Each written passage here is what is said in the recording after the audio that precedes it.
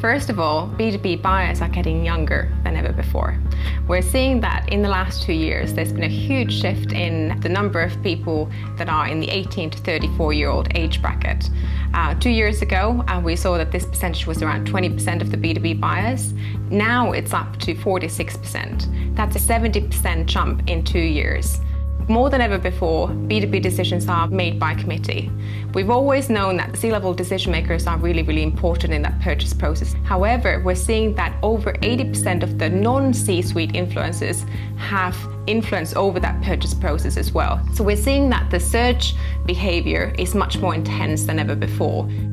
Some things haven't changed in the last 2 years in the way that B2B buyers are using search. It's still the #1 information source that B2B buyers are using in that research process. And 90% of B2B buyers use search in that research process. 2 years ago, we didn't see such long path or the number of queries that people were conducting in that research process. Now, when people are actively researching, on average, people do 12 searches. That's up 6-fold from what we saw 2 years ago. What we're finding is that 60% of the B2B buyers are considering only 1 or 2 brands, and that's up from 40% 2 years ago. Second of all, what we're seeing is that when people are researching, and if they are considering you, 75% of them are only going to visit your site once. So you only have one shot at getting into the consideration set to make sure that you provide the right information on your website and have a great user experience for that user.